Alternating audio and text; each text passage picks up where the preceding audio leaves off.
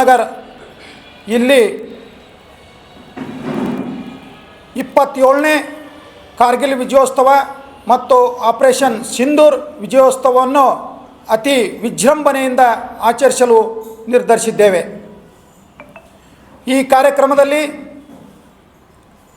ಅಂಧ ಮಕ್ಕಳು, ಅನಾಥ ಮಕ್ಕಳಿಗೆ ಪ್ರೋತ್ಸಾಹಧನ ನೀಡಿ ಸನ್ಮಾನಿಸಲಾಗುವುದು. ಅದೇ ರೀತಿ ಕಾರ್ಗಿಲ್ ಯುದ್ಧದಲ್ಲಿ ಆಪರೇಷನ್ ವಿಜಯದಲ್ಲಿ ಮಡಿದಂಥ ವೀರ ಯೋಧರ ಪತ್ನಿಯರಿಗೆ ಮತ್ತು ವೀರ ಯೋಧರಿಗೆ ಸನ್ಮಾನಿಸಲಾಗುವುದು. ಅದೇ ರೀತಿ ನಿವೃತ್ತಿ ನಂತರ ಸಮಾಜದಲ್ಲಿ ಒಳ್ಳೆಯ ಸಮಾಜ ಸೇವೆ ಮಾಡಿದಂಥ ನಿವೃತ್ತ ಸೈನಿಕರನ್ನು ಗುರುತಿಸಿ ಅವರಿಗೆ ಜನರಲ್ ಕರೆಪ್ಪ ಅವಾರ್ಡ್ ಹಾಗೂ ಸೈನಿಕ ರತ್ನ ಅವಾರ್ಡನ್ನು ನೀಡಿ ಸನ್ಮಾನಿಸಲಾಗುವುದು. ಅದೇ ರೀತಿ ಉನ್ನತ ಶಿಕ್ಷಣದಲ್ಲಿ ಒಳ್ಳೆಯ ರ್ಯಾಂಕ್ ಪಡೆದಂಥ ವಿದ್ಯಾರ್ಥಿಗಳನ್ನು ಗುರುತಿಸಿ ಅವರಿಗೂ ಪ್ರೋತ್ಸಾಹಧನ ನೀಡಿ ಸನ್ಮಾನಿಸಲಾಗುವುದು. ಈ ಕಾರ್ಯಕ್ರಮದಲ್ಲಿ ಇನ್ನೂ ಅನೇಕ ಸಾಂಸ್ಕೃತಿಕ ಕಾರ್ಯಕ್ರಮಗಳನ್ನು ಹಮ್ಮಿಕೊಳ್ಳಲಾಗಿದೆ.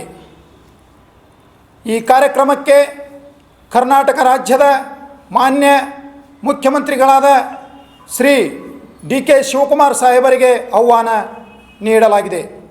ಅವರು ಕೂಡ ಬರುವುದಾಗಿ ಭರವಸೆ ನೀಡಿದ್ದಾರೆ. ಅದೇ ರೀತಿ ನಮ್ಮ ಬೆಳಗಾವಿ ಜಿಲ್ಲೆಯ ಅಚ್ಚುಮೆಚ್ಚಿನ ಜನನಾಯಕರಾದ ಬೆಳಗಾವಿ ಜಿಲ್ಲೆಯ ಉಸ್ತುವಾರಿ ಸಚಿವರಾದಂತಹ ಶ್ರೀಮಾನ್ಯ ಸತೀಶಣ್ಣ ಜಾರಕಿಹೊಳಿ ಸಾಹುಕಾರರು ಈ ಕಾರ್ಯಕ್ರಮಕ್ಕೆ ಉದ್ಘಾಟಕರಾಗಿ ಆಗಮಿಸುತ್ತಿದ್ದಾರೆ.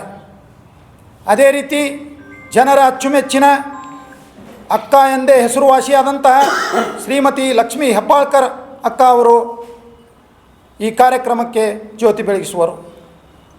ಅದೇ ರೀತಿ ಬೆಳಗಾವಿ ಜಿಲ್ಲೆಯ ಮಾನ್ಯ ಶಾಸಕರು, ಸಂಸದರು, ಹಾಜಿ ಮಾಜಿ ಗಣ್ಯ ವ್ಯಕ್ತಿಗಳು, ಸಮಾಜದ ಗಣ್ಯಮಾನ್ಯರು, ಸಮಾಜ ಸೇವಕರು, ಸೇನಾಧಿಕಾರಿಗಳು, ಸರ್ಕಾರಿ ಅಧಿಕಾರಿಗಳು ಅನೇಕರು ಈ ಕಾರ್ಯಕ್ರಮಕ್ಕೆ ಮುಖ್ಯ ಅತಿಥಿಗಳಾಗಿ ಆಗಮಿಸುತ್ತಿರುವರು.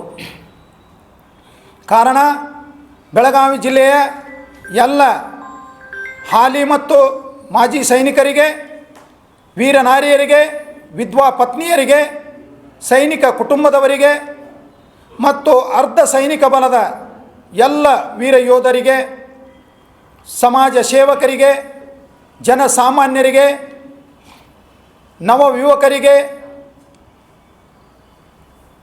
ಮತ್ತು ಎಲ್ಲ ದೇಶ ಪ್ರೇಮಿಗಳಿಗೆ ಈ ಕಾರ್ಯಕ್ರಮಕ್ಕೆ ಮರೆಯದೆ ಬಂದು ದೇಶಕ್ಕಾಗಿ ಪ್ರಾಣವನ್ನೇ ತ್ಯಾಗ ಮಾಡಿದಂಥ ವೀರ ಯೋಧರಿಗೆ ಶ್ರದ್ಧಾಂಜಲಿ ಅರ್ಪಿಸಿ ತಮ್ಮ ದೇಶ ಪ್ರೇಮವನ್ನು ವ್ಯಕ್ತಪಡಿಸಿ ಈ ಕಾರ್ಯಕ್ರಮವನ್ನು ಯಶಸ್ವಿಗೊಳಿಸಬೇಕೆಂದು ಅಖಿಲ ಕರ್ನಾಟಕ ಮಾಜಿ ಸೈನಿಕರ ಸಂಘ ಜಿಲ್ಲಾ ಘಟಕ ಬೆಳಗಾವಿಯವರ ವತಿಯಿಂದ ಹೃದಯಪೂರ್ವಕ ವಿನಂತಿಸಿಕೊಳ್ಳುತ್ತೇವೆ. ಜೈ ಹಿಂದ್, ಜೈ ಭಾರತ್ ಮಾತೆ. ಎಲ್ಲರಿಗೂ ನಮಸ್ಕಾರಗಳು.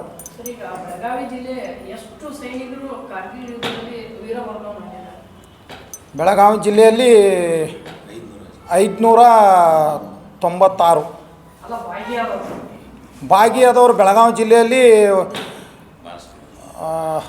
6000 ಸಮಥಿಂಗ್ ಇದೆ.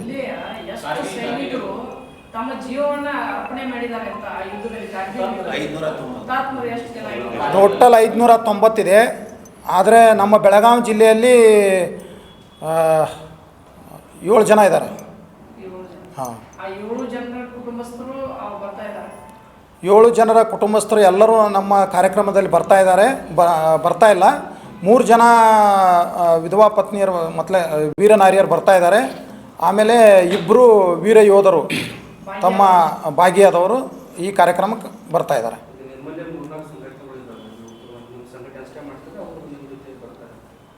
ನಮ್ಮ ಸಂಘಟನೆದವ್ರು ಮಾತ್ರ ಈ ಕಾರ್ಯಕ್ರಮವನ್ನು ಹಮ್ಮಿಕೊಂಡಿದ್ದೇವೆ.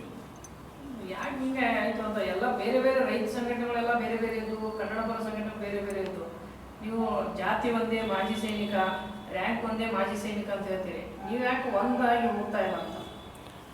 ಇದು ಅವರವರ ಮನಸ್ಥಿತಿ. ನಾವು ಮೊಟ್ಟ ಮೊದಲು ಈ ಬೆಳಗಾವಿ ಜಿಲ್ಲೆಯಲ್ಲಿ ಅಖಿಲ ಕರ್ನಾಟಕ ಮಾಜಿ ಸೈನಿಕರ ಸಂಘ ಅಂತ ಸಂಘಟನೆಯನ್ನು ಕಟ್ಟಿ ಬೆಳೆಸಿದ್ವಿ. ಇದಕ್ಕಿಂತ ಮೊದಲು ಸಣ್ಣ ಪುಟ್ಟ ಸಂಘಟನೆಗಳಿದ್ದವು, ಆದರೆ ಯಾವುದೂ ಕಾರ್ಯರೂಪಕ್ಕೆ ಬಂದಿರಲಿಲ್ಲ.